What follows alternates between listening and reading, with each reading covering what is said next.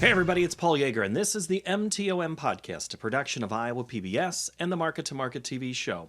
Cotton is one of those commodities that might only get 20 to 30 seconds in the market analysis segment, but usually it's in Market Plus. But cotton is at the center of an acreage battle when it comes to corn and soybeans as we turn into 2021. Cotton was already on a trajectory up. Will it continue as there may be fewer acres planted in 21? We are going to talk with two men who have dealt with cotton for a number of years and have deep roots in the crop. We will speak with Rogers Varner and also Markham Dossett. Now, Markham is out of Texas and Mr. Varner is out of Mississippi. So the two of them are right in the heart of where cotton is grown and marketed and stored. And we learn a lot about the industry and the battles of 20 and 21 when it comes to acreage and many more factors in this installment of the M2M podcast. All right, Markham, give me a little background on you. You're in Waco, Texas. So, how'd you get there?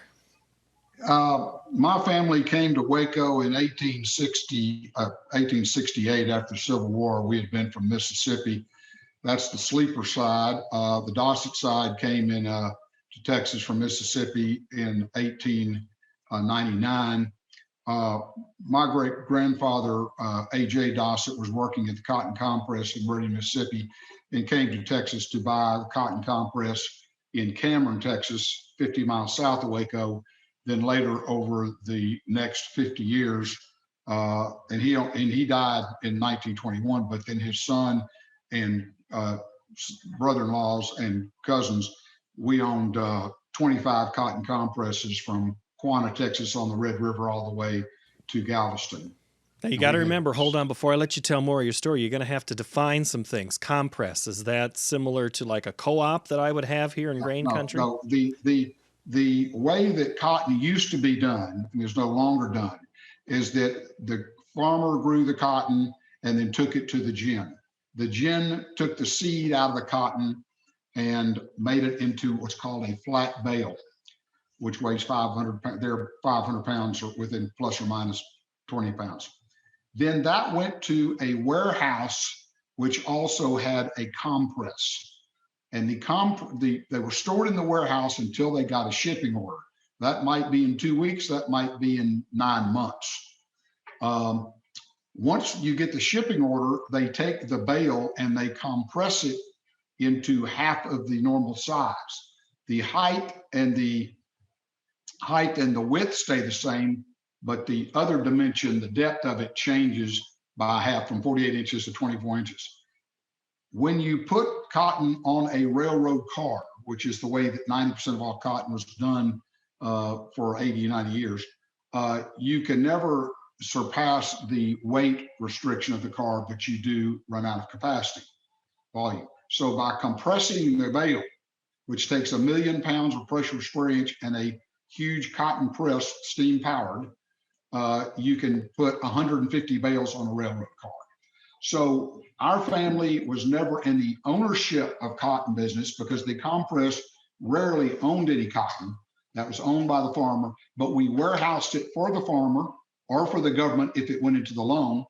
And then we compressed it and sampled it to send us one sample to the state and one sample to the farmer. And then that's how you sold the cotton, is off your sample, because cotton is an identity preserve commodity. Whereas soybeans, corn, and wheat, you deliver a number 2. So if you have a number 1, you blend it with number 3 to get number 2 and vice versa, but everything's number 2. And when it goes in that elevator, you don't know which is yours and which is your neighbor's, okay? In cotton, every bale has a grade and staple and micronaire.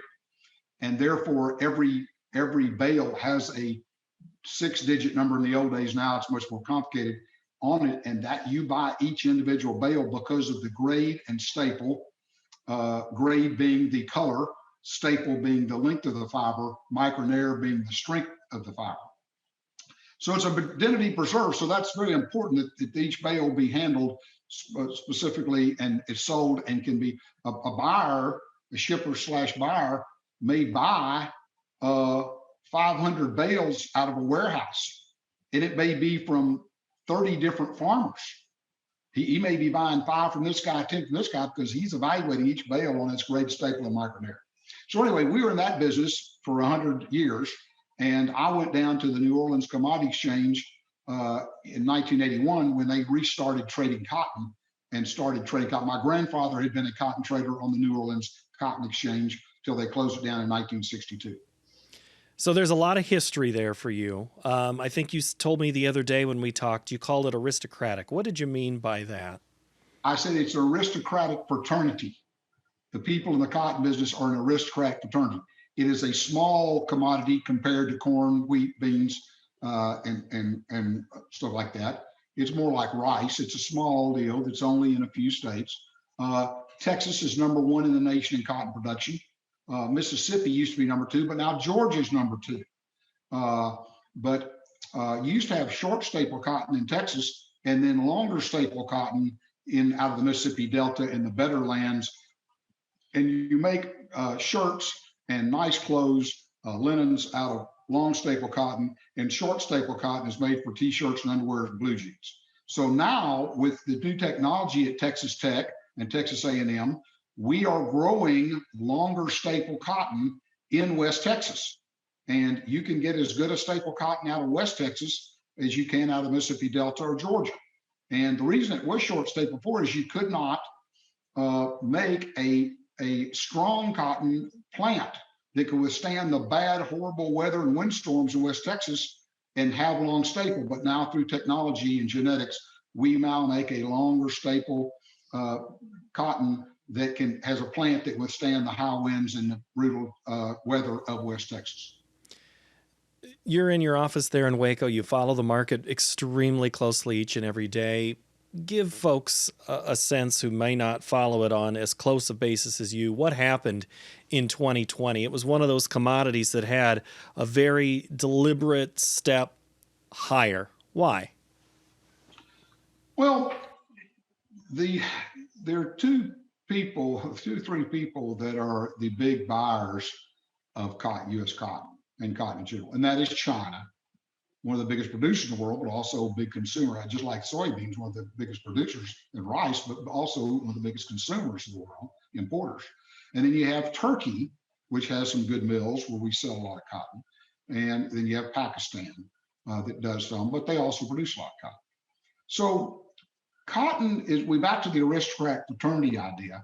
It's a very small crop. Everybody knows each other. If you're in any of the associations, you know everybody else in the other associations. There's the Generals Association, the Warehouseman Association, the Growers Association, and everybody knows everybody, okay?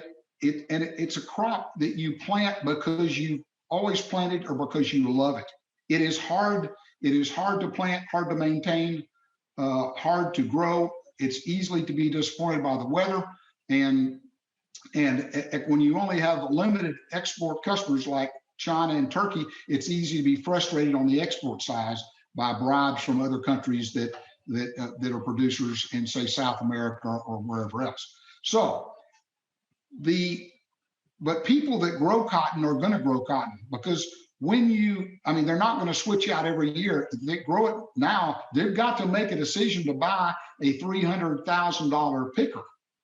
And that picker can't be used for corn, wheat, or beans or rice. It's got to be used for cotton. So you're making an investment that you're going to plant cotton year in and year out, whereas my corn, wheat, and bean customers, from one year to another, they may plant no corn, all beans. They may plant no wheat, all corn and beans. They may plant all corn and wheat, no beans. They can switch back around and rotate. And of course, cotton steals the nitrogen out of the soil. So you've got to rotate your cotton land. But if you're planting cotton and you made the investment in the equipment, you're probably going to plant cotton every year. Because of that, you don't lose as many acres unless the price really goes below cost of production. And even then, you'll still have people grow cotton. Well, so right now, go ahead. The price rise is because of the demand is coming back, because China has stayed on the sidelines for a long time. Turkey stayed on the sidelines, and now they are back in the market slowly buying, and we've had some weather problems. And so because of the weather problems, we are seeing supply limited. So do you see 21's acreage battle not as big of a story? I mean, if you've got fringe acres, if you're one of those producers that can produce multiple things, will you in 21? Or are you still going to be all cotton? And do you expect cotton acres to defend No, no, themselves? I don't think there are many people at all that are all cotton, because the fact that it takes so much nitrogen out, you need to rotate. So I do not think you will see many people all cotton unless it's some giant, huge industrial farm. I think everybody will rotate. That makes sense. We've known that for decades now. I mean, really 8 decades since the Great Depression. So there will be some shift, but where a guy's planting 2,000 to 3,000 acres, he's going to, around here, he's going to have corn and wheat on some of it, and he's going to have 500 acres of cotton, and he'll rotate that 500 acres of cotton. So, but you are in an acreage battle every year, and cotton will rise. When they see soybeans and corn rise like this, they know we will lose some acres in the South, and as a result, you're going to have to go up to keep those acres, because you can shave from 500 acres down to 400 acres. You know, one of the interesting things a lot of people don't know about cotton production in America is the biggest increase in cotton production is in Kansas. Now, Missouri Blue Deal has been a big growing cotton area over the last 25 years, but Kansas has got a tremendous amount of cotton production that we never used to see. It used to be Texas and Mississippi, and of course Arizona for the Pima, and now Georgia's taken over as number 2 behind Texas in cotton production. So that's an interesting part of Kansas, because are they switching? Is wheat the biggest loser then when it comes to acres in Kansas, or is it the corn and soybeans? I think it has to be a little corn and a little wheat, both. Okay. I don't think you're going to plant cotton on soybean land. It's just too big of a draw there. And now with bean acres, you're just not going to do that. But you could do it on some corn land that you want to rotate, and you can do it on some wheat land. Wheat is a weed. It will grow with very little rain. Cotton is very similar. It doesn't need a lot of rain. It just needs it at certain times, whereas corn and beans need a lot of rain. Was there any concern about cotton, say 5 years ago, 6 years ago, when after a good run up in price, there was a drop? Was there any concern for the U.S. cotton industry in the long term then? Have we come out of any doubts about this industry? No, we have not at all. As a matter of fact, the cotton industry has been on decline in this country for 25 years because of the dominance of China and the fact that we're really sort of the major importer is one large person that many times can't be trusted. I've had a lot of friends. I've had a lot of friends that have stopped brokering cotton because they would try to sell cotton to China. China would say, well, we can't make a final deal. We'll buy it from you. We can't make a final deal till we get it here in our duty-free warehouse. You get it to a duty-free warehouse, and then they say, well, it's not the quality that we really want, no matter what the grade and staple on the green card from the government says. And therefore, you've got to discount it so much that now there's no profit in it. And your alternative is to ship it back to America, and that's too expensive. And so it's really a problem.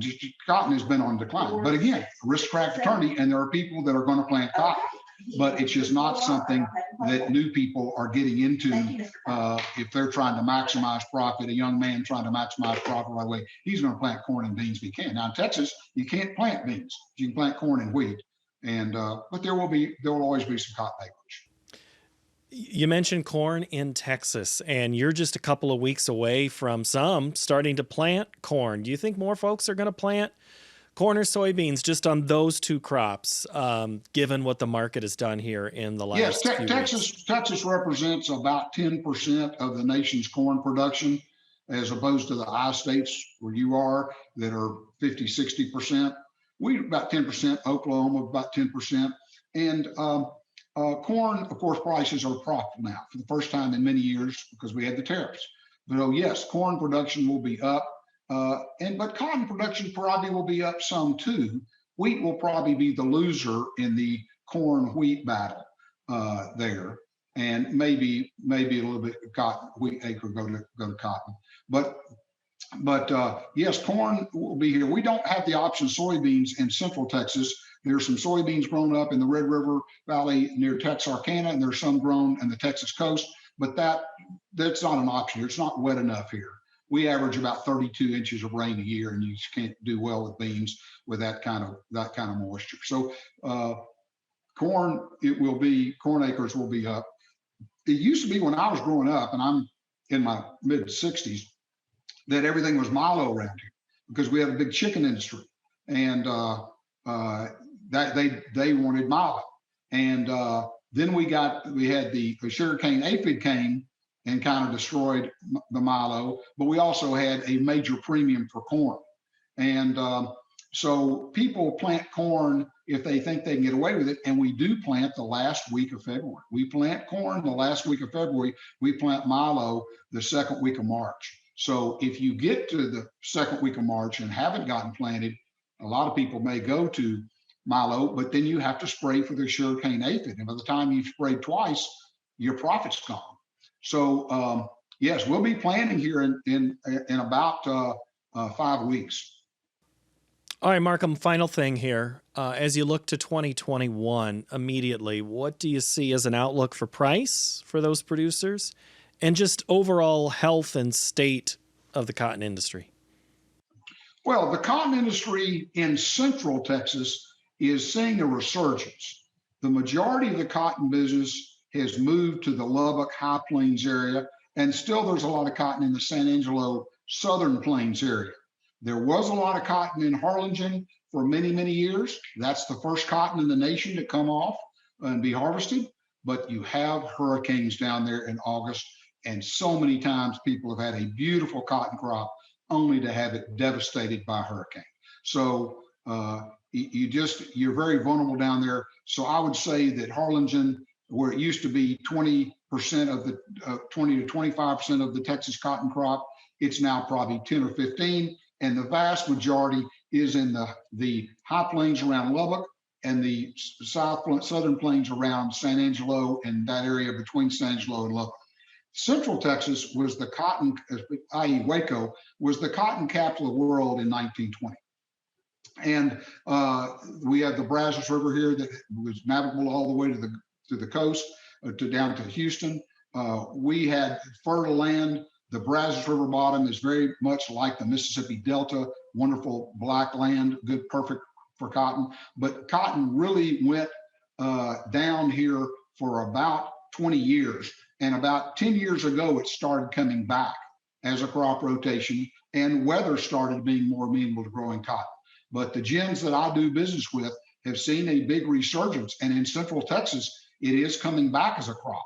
In Lubbock, and there, it's always been a big crop. It's about 75% of the Texas cotton crop. They go up and down with price because there's not much else you can do with that land unless you put it under center pivot. There's corn grown out there in the center pivot. There's wheat grown, but as far as dry land, and there's a lot of the cotton is irrigated too, but some of it, a lot of it's dry land too, and you just can't do much corn or wheat under dry land conditions. Markham, you opened up an entire can of worms about water, which is a whole nother discussion we'll have to have another time. Thank you so much for your time, Markham. I appreciate it. You bet. Thank you very much. Nice to see you. All right, Rogers, one of the things I always like to ask people is a little bit of a background. Birthday is kind of a historic thing there. Let's just start with, it was your birthday this week. Yeah, just yesterday. And I think Robert E. Lee was also born on that day. So people always sang the Dixie instead of happy birthday. And I've made it to 68 years old. And I think I'm as old as your friend Markham. Well, yeah, you two are quite the characters. You live up to, you guys kind of know each other a little bit, and there's some history there. It's kind of like the background of cotton from what I'm understanding. But what is your background? Well, I went to Ole Miss, got a degree in engineering, and went to work overseas, came back to New Orleans, and I was working in the engineering world, and I got a master's in engineering and business at Tulane. And at the time, my father was a merchant in the cotton industry, and my two brothers had just gotten into business. and it looked like they were having more fun than I was. And so I used the business degree from Tulane and some of my first 2 years in engineering to kind of help me make the transition. But I came to work with them, and we've had really a good prosperous, I guess 35, 38 years, and been a lot of fun working with your family. And so that's how I got into this crazy business. Working with your family, some people, when they say working with their family, they say they could never do it. And then others will say, I can't imagine not doing it. So you sound like you're in the B category. Oh, that's right. And we have had arguments and quarrels and whatever, but I think we understood that, okay, let's make this work. Nobody falls out. Somebody's always going to be having a different opinion, but as long as you get in there and work hard and try to make things right, I think it can work.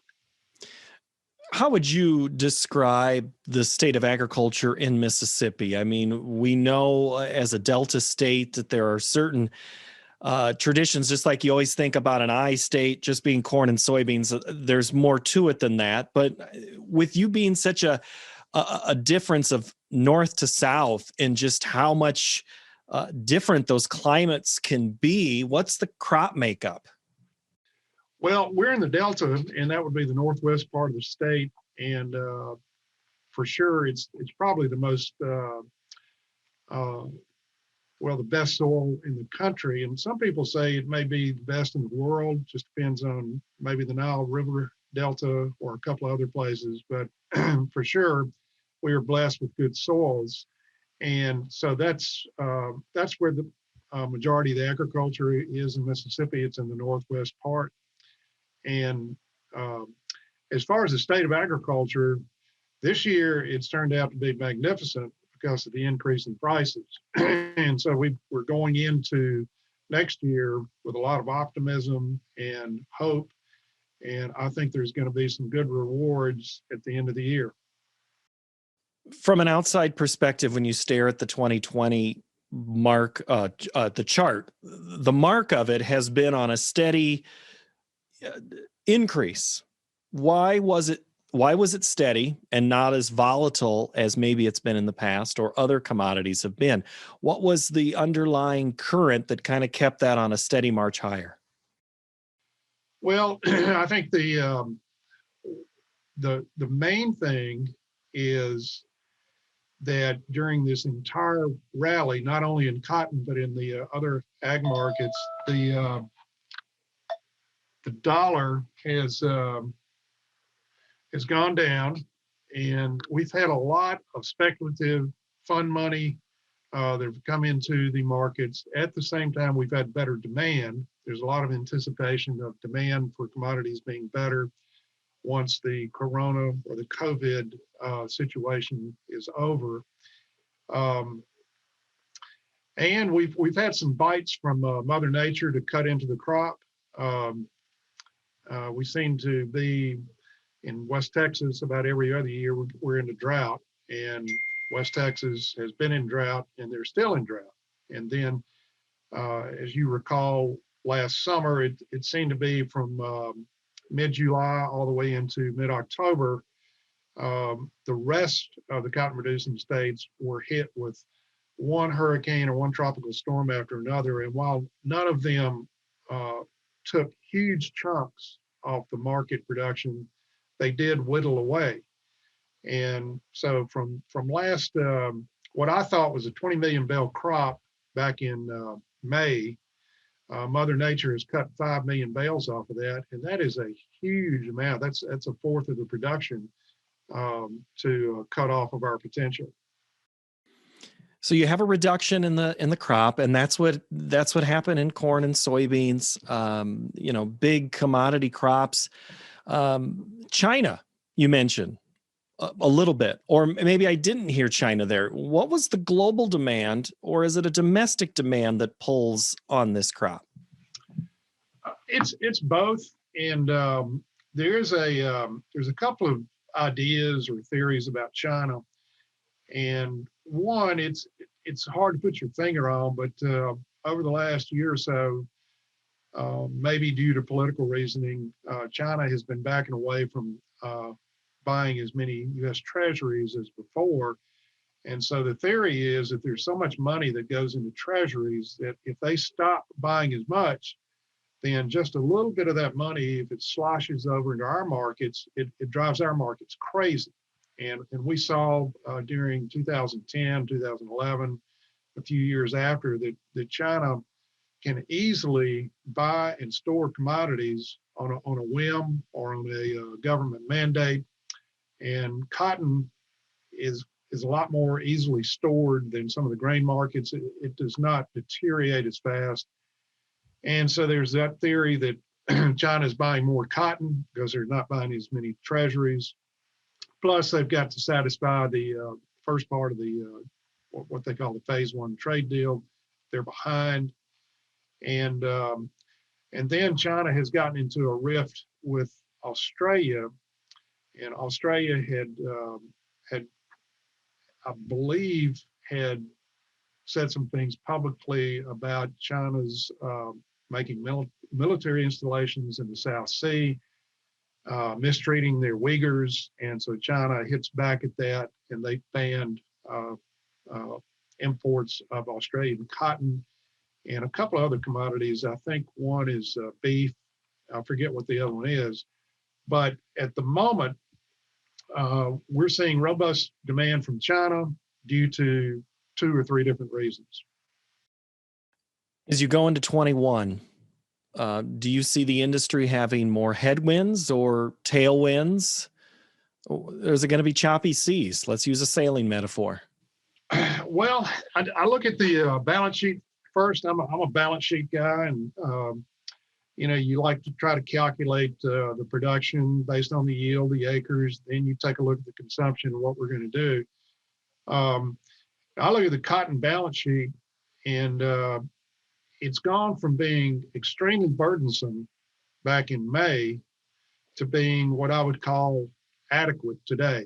We're not in a shortage, but we're nowhere near we were back in May.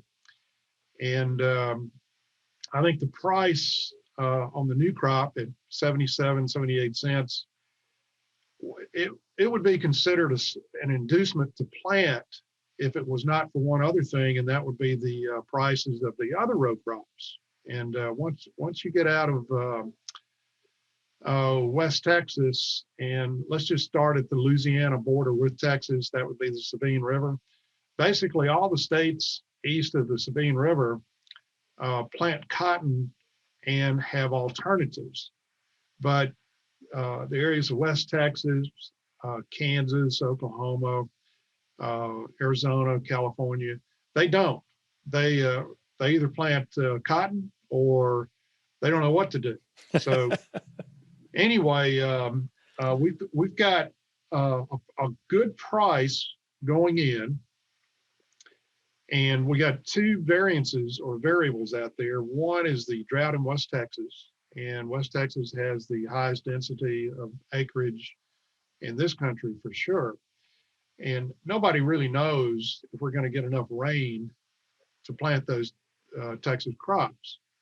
If we do, and we get a couple or 3 rains during the year, okay, we'll have a lot more cotton. If we don't, well, then the price has to take care of it. But the other thing is the price of soybeans right now is leading what I call the profitability tables. And generally what I do is I take the states that grow cotton, I think there's 15, and there's 6 major row crops: cotton, rice, wheat, corn, sorghum. Okay, what did I leave out? Soybeans. And soybeans have the most profitable potential of all. And then right after that, it's sort of a tie between corn, sorghum, cotton, and wheat. And the worst crop, but it's not a losing crop, it just doesn't make as much money as the others, is rice. So I always watch the acres, watch the battle for acres, which is going on right now. The farmers are making decisions what to plant, basically from mid-December up until maybe late January. And then by that time, they've pretty much contracted for 80, 90, maybe 100% of what they're going to do. And so the price that is being listed on the board today is very important. The price is always, it seems to be, it's always talked about, whether we're high or low or up or down or what the trend is. But given what we've seen since October, November, December into January on this dramatic run, specifically corn and soybeans, and you kind of talk about some of those producers in your area, Rod, what are they thinking right now? Because it's one thing in July or June to be thinking what you're going to do the next year. But with this sudden change so late in the game, do you have producers really on the fence still, or do you think they already kind of know? You hinted that some might be making a change, but when do they make that decision? And can they make it super late in the game, say a week or two before it's time to plant? They can, but that would be on what I would call a marginal amount of acreage. I think that you take a farmer with 1,000 acres, he's probably already got an idea on 900 of them right now what he's going to do. And, maybe later, depending upon seed availability and late price, he could make do with the last 40 or 100 acres. But going into the late January, I think 90% of the decisions are already made because the seed companies require a pretty good bit of advance notice, just so they know what to prepare for and they know how many seeds to make available to the market. And that availability of seed is a game that plays out. So if you've got, let's just say 50 clients, let's just use that as a nice round number. What percentage of them are contemplating changing 20% or more of their acres to, say, from cotton to corn or soybeans, or maybe a different crop? Well, that's a really good calculation or study to do, and it's what I've been doing since before Thanksgiving. My guess, and I'll use general terms, and then I'll get specific. Soybean acreage will be maximized. Then it gets to be a real scramble between corn, cotton, and the other crops, which are what I would consider more marginal acres. We don't see much wheat and sorghum anymore. I think rice acreage will be minimized. And then you get into the difficulty and the cost of the crops. So soybeans is by far the most preferable because it is the least costly and the least risk. And then you move into cotton, which is the most costly. And right behind that is rice and corn. So I've already got a pretty good idea and a pretty good sense of history for what goes in the ground this year. And you want to base it on what will cotton lose to these other markets. My guess is cotton to corn will be insignificant. I don't think, unless there's some sort of rotation that the Pacific farmers looking at, I don't think there's going to be much loss. I think the real loss is going to be cotton to soybeans. And what I'm picking up is 20% in some of these Mid-South situations. 2 or 3 guys I know are going to zero out their cotton. These are guys that don't own a picker, and they don't have the commitment of having to finance a $750,000 picker. The guys with pickers are going to plant cotton. They're just not going to plant as much. So I'm looking at a 12 to 20% reduction in acres. And I'd like to mention one other thing. Where I start my calculations is from the March intentions report. That would be March of 2020. And the reason I'm doing that is because a lot of the Texas acreage was counted as never being planted. And so when you look at the total U.S. plantings for the last year, you're getting a distorted view because the intentions last March were 13.7 million, but all we planted was 12.1. So there was about a 1.6, 1.7 million category they call prevent. And I think if people start their acreage calculations on what we actually put in the ground, that's going to be a little bit too low for reality. So I think the better starting point is to go back to the March intentions and then start cutting cotton acres from there. Well, and that's a common thing we've heard as well. A lot of these prevent plant acres, whether it was too wet in the Dakotas or Iowa or Nebraska, Minnesota, once those come back in, that's going to bump up both corn and soybeans. So, Rogers, as you look to 21, if I'm a cotton producer, I'm on the fence, I decide to stick with cotton because I see the neighbor going to something else. Do I win in the sense there's going to be less cotton acres, therefore my product becomes more valuable? Is there a thinking like that among producers too? Take out the whole equipment discussion that we were just having. Yes, you could be very right. And we've looked at that. We have tried to ascertain what the balance sheet would have to go to in order to drive the price higher. And the acreage part of it in the states east of the Sabine River, they are important. But the real big important factor is what happens in West Texas, and do all those prevent acres get a rain or two or three? Do they come back? And that's going to be the roulette wheel in trying to grow cotton, because now so much of our production is concentrated in that area, which is quite small compared to everything else. All right. I appreciate the insight, Rogers. Thank you so much. Good to hear that the same discussions that happen for corn and soybean acres are the same ones that happen in cotton, sorghum, and rice in other parts of the country. Good to hear from you, Rogers Varner. Thank you so much. Thank you. It's been a pleasure. If you have any feedback for us, hit us up at markettommarket@iowapbs.org. My thanks to both Markham Dossett and Rogers Varner for their time. Thank you for watching. We'll see you next time.